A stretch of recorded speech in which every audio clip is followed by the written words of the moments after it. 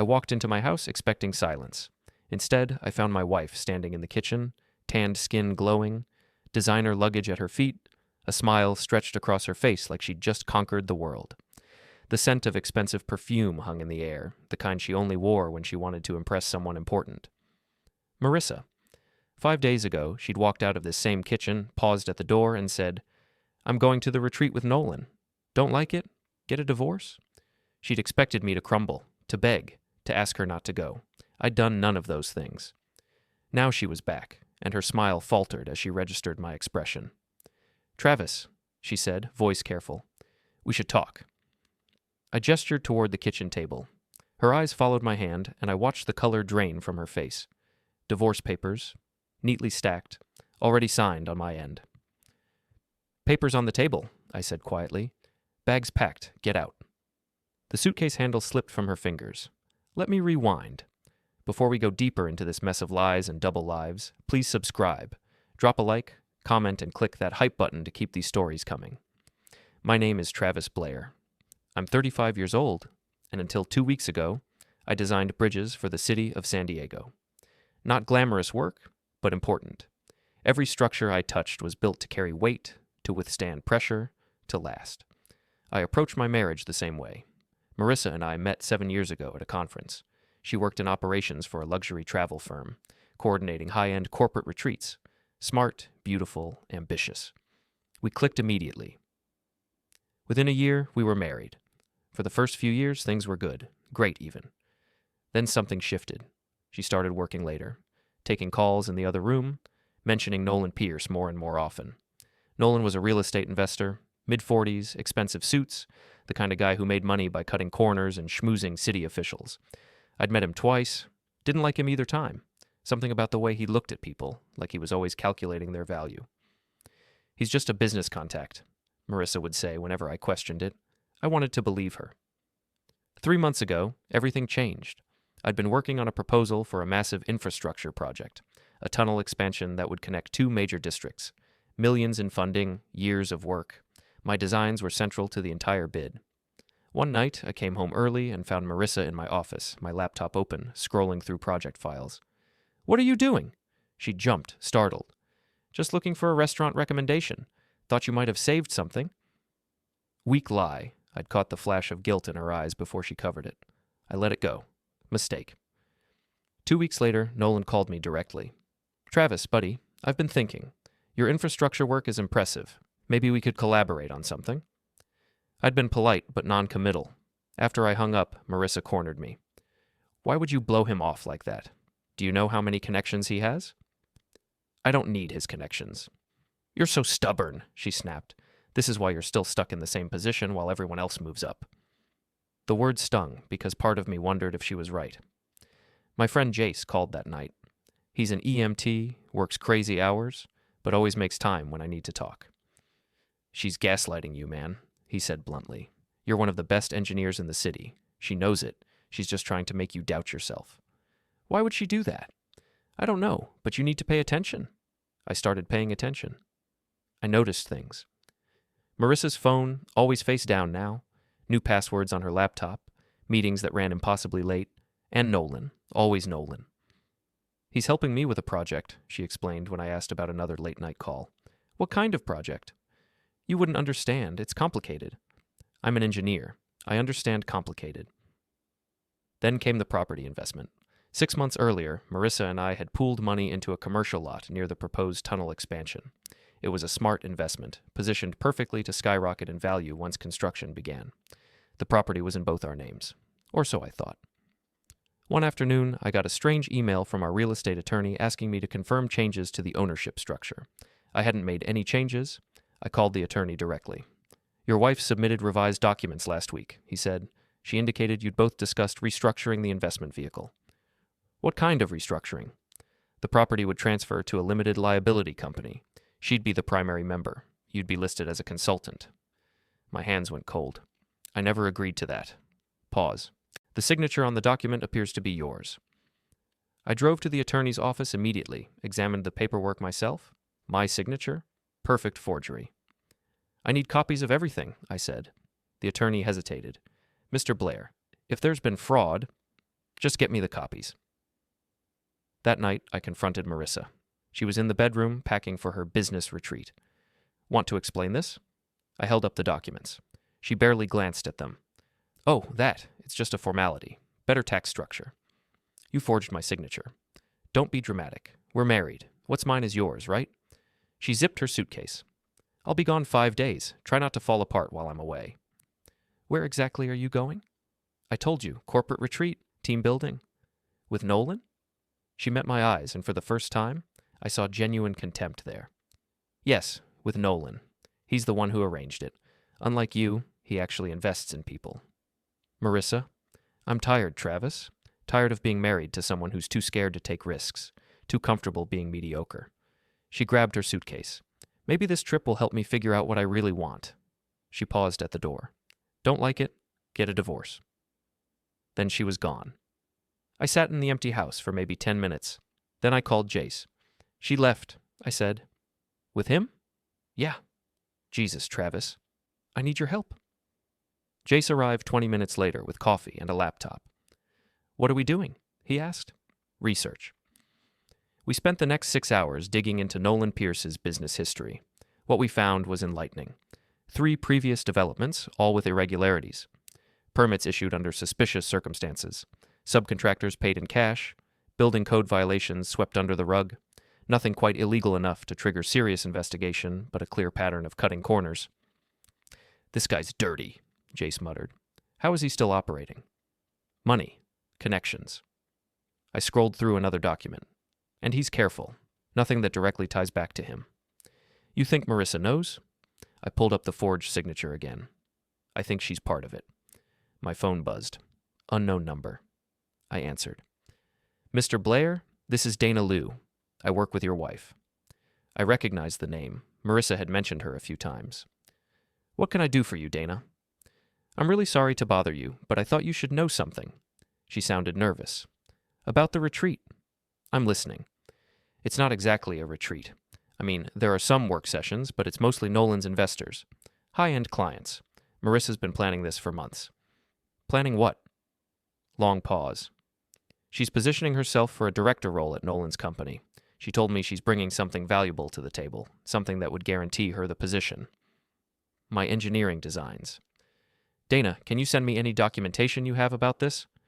I can do better than that. Her voice dropped. I recorded part of a conversation yesterday, between Marissa and Nolan. I was in the next room and they didn't know I was there. Send it to me. Are you sure you want to hear it? Send it. The file arrived 2 minutes later. I hit play. Nolan's voice came through first, smooth and confident. You're certain about the timeline? Completely. Marissa sounded energized. The bid goes out in 3 weeks. With Travis's designs, we'll have the winning proposal locked in before anyone else even submits. And he doesn't suspect? She laughed. Actually laughed. Travis, please. He's so buried in his own little world, he barely notices what's happening around him. I could rob him blind, and he'd apologize for being in the way. Nolan chuckled. You're ruthless. I like it. I learned from the best. Pause. Once this goes through, I want the director position in writing. You'll get it. You're delivering exactly what I need. Good, because I'm done being the wife of a man who's too scared to think big. The recording ended. I played it again, then a third time. Jace watched me carefully. What are you thinking? I closed the laptop. I'm thinking, I said slowly, that I'm done being the good guy. I spent the next 3 days building my strategy, not with emotion, with precision, with the same methodical focus I used when designing load systems. Map the weaknesses, chart the forces, calculate the point where everything gives way. Emotion clouds judgment. Precision exposes truth. I'm an engineer. I know how structures work. I know their load-bearing points, their weaknesses, the exact amount of pressure required to cause catastrophic failure. Buildings don't collapse because of one mistake. They collapse because of a chain of small compromises. People are the same. Marissa and Nolan had built their plan on a foundation of lies. I was going to calculate the collapse. First step, secure my assets. I contacted our bank, explained the forged signature situation, and provided every piece of documentation I had. Timestamps, PDFs, the altered authorization form. Fraud prevention didn't need convincing. The evidence spoke for itself. Within 24 hours, Marissa's access to our joint investment accounts was frozen pending investigation. Her cards stopped working. Transfers halted. Anything she thought she controlled snapped shut like a steel door. Second step, protect my intellectual property. I filed formal complaints with the City Planning Commission, documenting every instance where my designs had been accessed without authorization. Screenshots, file logs, versions of drafts she'd forwarded without my permission. I made it clear that any proposal using my work without explicit written approval would face immediate legal challenge and potential injunctions. Planners responded quickly. Too quickly for comfort if you were guilty. They took misuse of architectural plans seriously. Careers had ended over less. Third step, expose Nolan. This required finesse. The kind of subtle, calculated pressure that doesn't look like pressure until the structure collapses. I reached out to a former colleague who now worked in the city's building inspection department, someone who had no love for developers who cut corners. I asked a few casual questions about permit irregularities, nothing directly accusatory, just enough to plant a seed. Then I mentioned Nolan's name as if it were an afterthought. That guy? My colleague snorted immediately. We've been watching him for years, just haven't had enough to move forward. What would you need? I asked. Hard evidence, documentation, something that proves deliberate code violations, not mistakes, intent. As it happened, I had exactly that.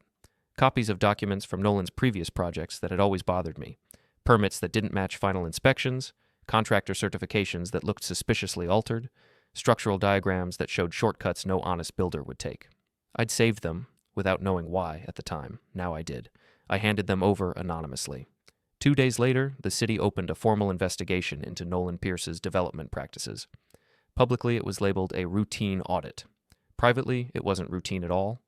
Marissa returned on day 5, smiling, confident, victorious, wearing the same self-satisfied expression she always had after spending time with him, shoulders back, chin lifted, as if she were walking into a future only she could see. She walked into the house like she owned it, found me waiting in the kitchen. Her smile vanished the moment she saw the papers. Bank notices, fraud alerts, commission acknowledgments, and on top, a printed copy of the city's investigation into Nolan Pierce. Her confidence evaporated in an instant, and for the first time in days, I felt something close to balance returning. What is this? Marissa's voice shook. Divorce papers. I signed my half. You can sign yours and leave, or I can have you served formally. Your choice. She stared at the documents like they might catch fire. Travis, you're being ridiculous. Can we please just...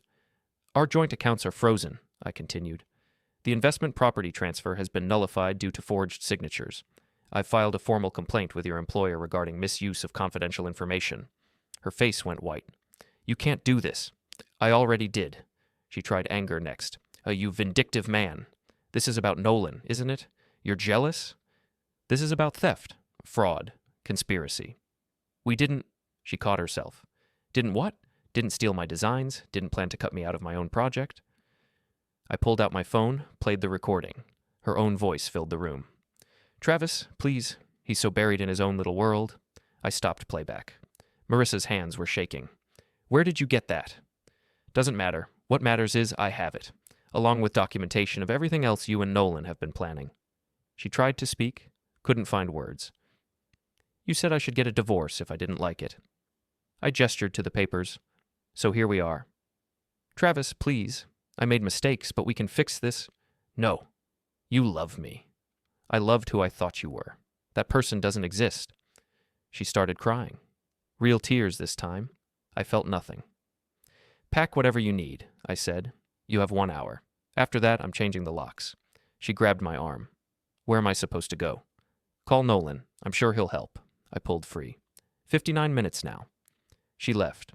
Took her clothes, some jewelry, her laptop. Didn't say another word. I changed the locks anyway. Jace came over that night with pizza, extra cheese, the kind he knew I liked, even though neither of us was hungry. He set the box on the coffee table like it was some kind of peace offering and dropped onto the couch with a sigh. How are you holding up? He asked, studying me the way engineers study a stress point, looking for cracks. Fine. Travis. I'm fine. I opened a beer, the hiss louder than it needed to be. Everything's in motion. Now I just wait. For what? The collapse. He didn't argue. He knew me well enough to understand that once I committed to a plan, the outcome was already predetermined. The pieces were already falling. The city's investigation into Nolan accelerated faster than I'd expected. Much faster. Within a week, inspectors had found enough violations to halt 2 of his current projects: unsafe electrical work, missing permits, improper materials. Stuff no legitimate developer would ever sign off on. His investors started asking questions, not politely, but with urgency, the kind that comes from realizing their money might evaporate. I monitored everything from a distance, quiet, detached, watching the pressure build like a structural load creeping toward its limit. Then Dana called again. "Marissa's panicking," she said without preamble. I could hear office noise in the background, phones ringing, someone typing furiously. She showed up at the office today demanding to speak with the CEO. Security had to escort her out. She caused a scene. She doesn't work there anymore? They terminated her yesterday. The complaint you filed triggered an internal investigation. They found she'd been sharing confidential client information with external parties. Compliance flagged it immediately. Legal got involved. It wasn't a small thing. Good. That part, at least, hadn't surprised me. Marissa liked shortcuts. She liked being impressive without doing the work required to get there. "There's something else," Dana continued, lowering her voice. "Nolan's cutting ties with her. I heard him on the phone this morning. He called her a liability, said he can't afford someone who drags things down during an audit." "Even better." I thanked Dana and hung up. My phone rang immediately. Marissa. Her name lit up the screen like an alarm. I let it go to voicemail. A minute later, another call, then another. 6 calls that night, each more frantic than the last. She texted too, paragraphs, then single-word messages, then just question marks. I didn't answer. For the first time in our entire marriage, the silence wasn't a gap between us. It was a wall. The confrontation I'd been expecting came 2 weeks later. It had been building slowly, like tension in a beam pushed far past its safety limit. I'd known it was coming. Men like Nolan didn't go quietly. They pushed, threatened, postured. And then, when the pressure became too much, they snapped. I was leaving my office late in the afternoon, the parking lot nearly empty, when I saw Nolan's car parked crookedly across 2 spaces. Typical. He always behaved like rules were optional for him, suggestions at best. He got out just as I approached my truck, slamming his door hard enough to make the metal shudder. "We need to talk," he said, walking toward me with the stiff, forced confidence of someone already losing ground. "No, we don't. You're destroying my business over a personal dispute. That's childish." I stopped, turned fully to face him. "Personal dispute? You conspired with my wife to steal my work. You planned to defraud the city. You forged documents." "I never forged anything," he snapped. "Marissa did, under your direction." I stepped closer, close enough that he had to tilt his chin up slightly, just a few inches, but enough to expose his insecurity. "You wanted to talk? Fine. Here's what's going to happen. The city's investigation will continue. They'll find more violations. Your investors will pull out. Your projects will fail, and you'll spend the next 5 years fighting legal battles you can't afford." His jaw tightened. His eyes flicked away for a second. Fear, calculation, denial, all fighting for dominance. "You think you're clever, don't you?" "I think I'm thorough. I could make things very difficult for you," he said, puffing himself up, trying to reclaim authority he no longer had. I almost laughed. "How? You're barely staying afloat yourself. Every connection you had is disappearing. 2 of your subcontractors already rescinded contracts. The city flagged your last project for a full code review. Your reputation isn't bruised, Nolan. It's finished." He hesitated, then threw out the last thing he had left, Marissa. "Marissa said you were weak." "Marissa says a lot of things." I opened my truck door, letting the hinge creak deliberately. But she's about to learn the difference between weakness and patience. I climbed in and started the engine. As I drove away, I glanced at the rearview mirror, just long enough to see Nolan slam his fist against his car hood, the metal denting slightly under the impact. That was the thing about unstable structures. They always failed exactly the way the calculations predicted. The final piece fell into place 3 days before the infrastructure bid deadline. Up to that point, everything had been unfolding exactly as expected. Pressure building, cracks spreading, the structure weakening in predictable patterns. But this call was the moment the entire framework finally gave way. I received a call from the City Planning Commission. "Mr. Blayre, we have a situation," the woman said, her voice clipped and formal. Someone submitted a proposal using designs that appear to be yours, but the submission is under Pierce development. I'm aware, I replied. I didn't authorize that use. We need you to come in and make a formal statement. The sooner, the better.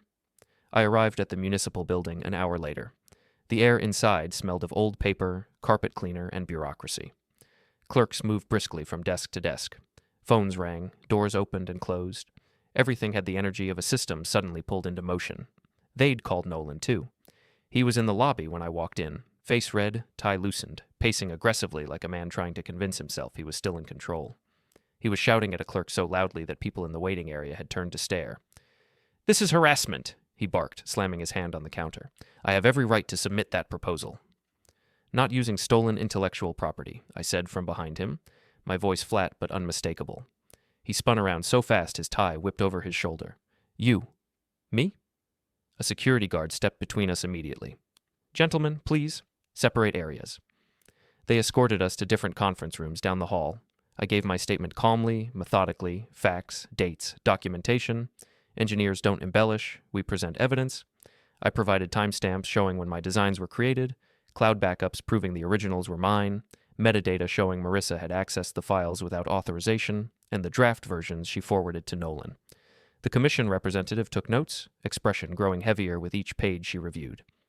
"Mr. Pierce's submission is disqualified," she said finally. "Given the evidence, we will also be referring this matter to law enforcement for further action." "Understood."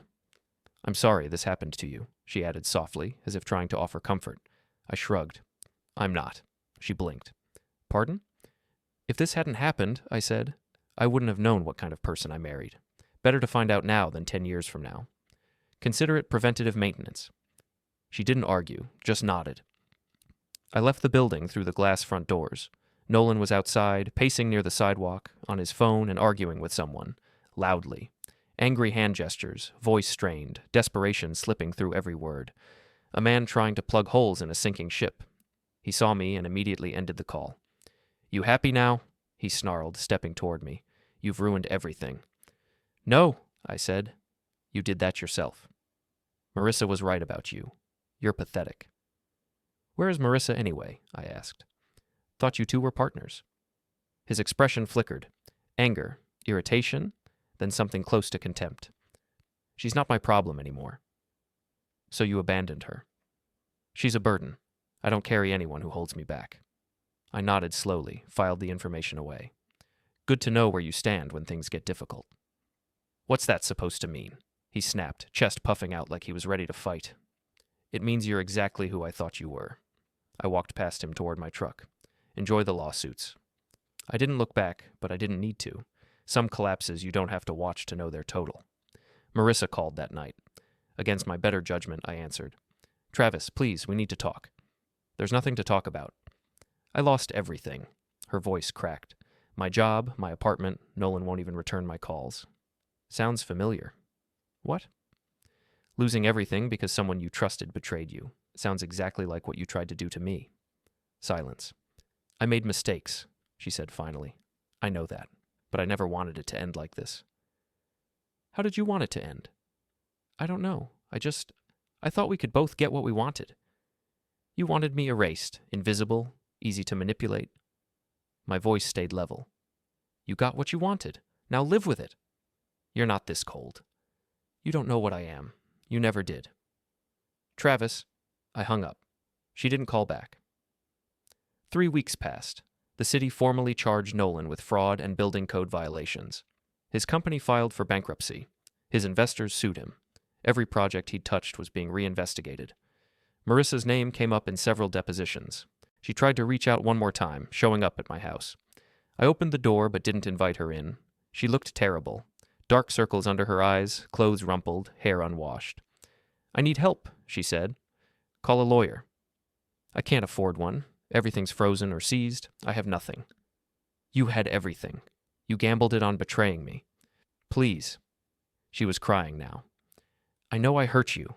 I know I don't deserve your help, but I'm begging." "No." "Travis."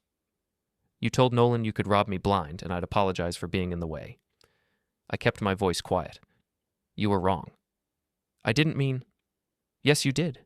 You meant every word." I stepped back. The divorce papers were filed.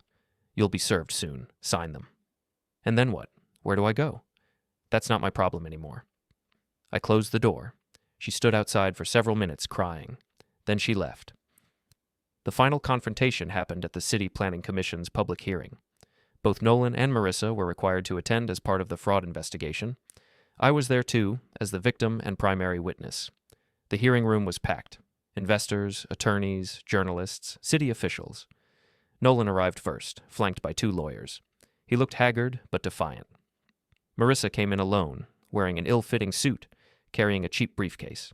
She saw me across the room. Our eyes met. I looked away. The hearing began. Evidence was presented. Documents, recordings, witness statements.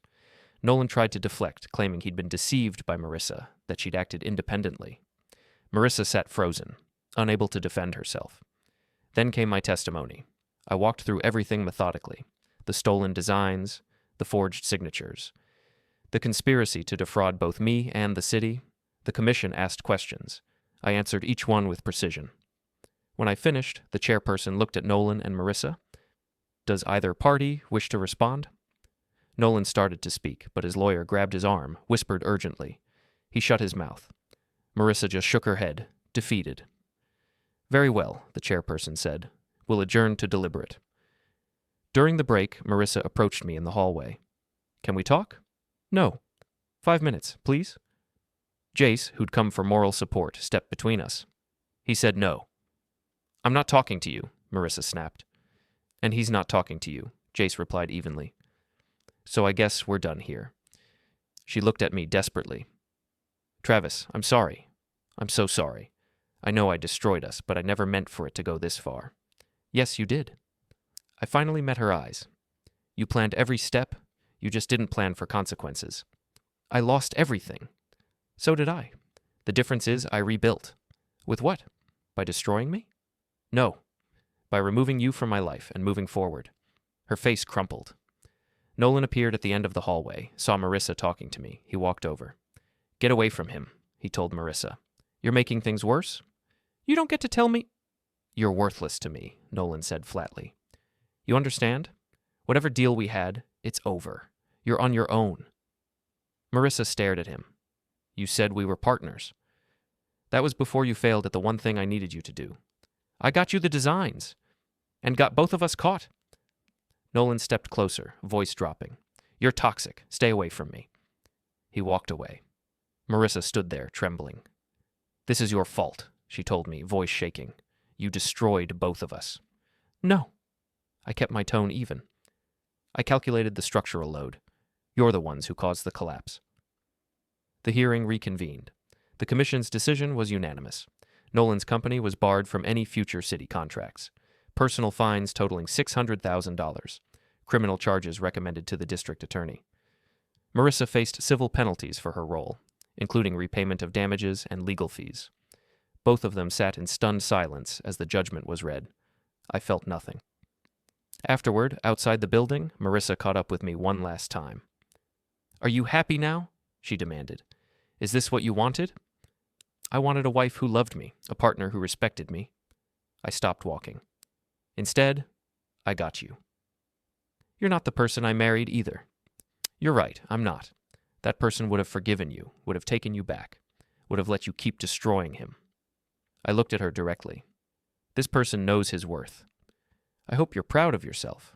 I am, actually. She flinched like I'd hit her. You know what the worst part is? She said, voice breaking. I actually did love you once. I know. I turned to leave, then paused. But you loved winning more. I walked to my truck. Jace was waiting there. You okay? He asked. Yeah. That was brutal. It needed to be. We drove in silence for a few minutes. What happens now? Jace asked. I thought about the question. What happened now was simple. I'd already received approval to move forward with my infrastructure proposal under my own consulting firm. The project I'd designed, the one Marissa and Nolan tried to steal, was mine again. The property investment had been legally restored to my sole ownership. When the tunnel project broke ground, its value would triple. I had my career back, my reputation intact, my life reclaimed. Marissa had nothing. Nolan had less than nothing. And I'd done it all without throwing a single punch, without raising my voice, without breaking a single law. Just precision, strategy, patience. Now, I told Jace, I move forward.